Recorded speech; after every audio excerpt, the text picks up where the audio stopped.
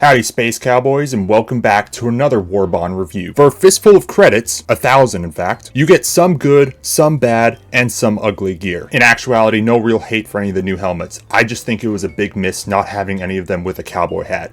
Not even in the superstore, though they did have this emote in the store right now.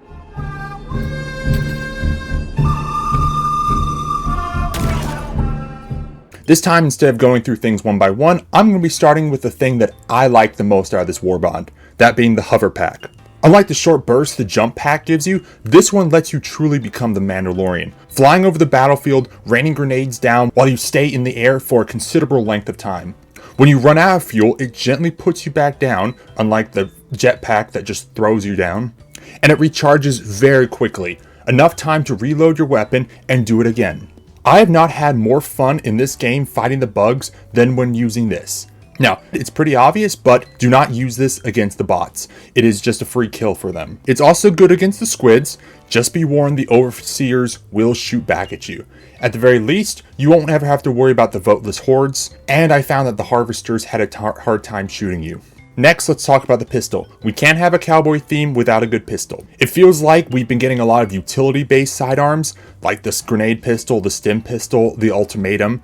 The Talon is just good at killing. It has medium pen, high damage, and unlimited ammo, although it overheats very quickly, so you can't spam your shots. This is good to pair for primaries like the Eruptor, where a few enemies avoid dying to the explosion or are too close to deal with them safely. It's even better when brought with this Warbond's new armor passive, the Gunslinger. This passive completely changes how you can play the game, allowing you to use your secondaries with much more versatility and almost like primaries. Reload quicker, better accuracy, and swapping between your primary and secondary, or your secondary and support weapon much faster. I love this armor.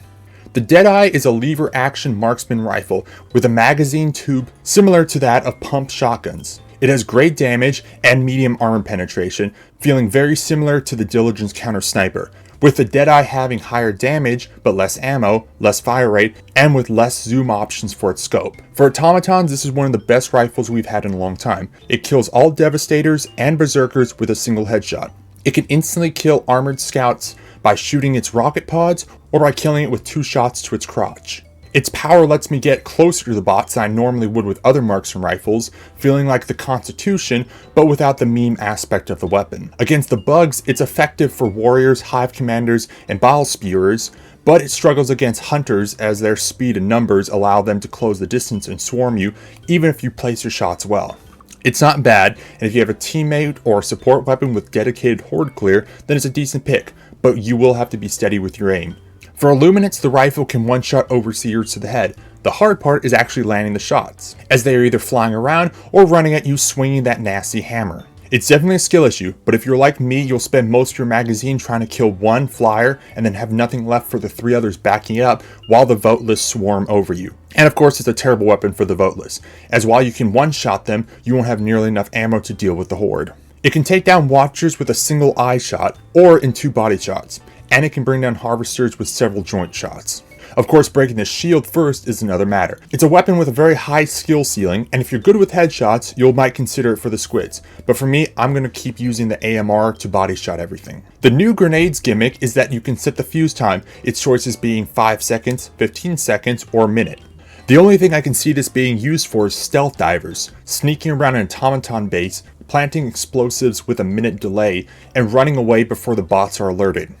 Outside of this playstyle, the Dynomite itself is an upgrade over the default frag grenade, having more damage and blast radius at the cost of only having 4 instead of 5. This makes it okay at horde clear, though I think there are better options. It has medium armor pen, so it doesn't kill tanks, and it doesn't stick to surfaces. Perhaps if we could have it rigged to a detonator so that we could trigger it at will, then it would be good for ambushes. But for me, I'm not going to be replacing my thermite grenades anytime soon. The new booster makes it so that enemies occasionally drop samples. Now, before you think you just robbed the town bank, slow down. It's capped at only 10 samples, and it's only common samples. At least in my testing. I may have been incredibly unlucky, but that's all I've ever gotten.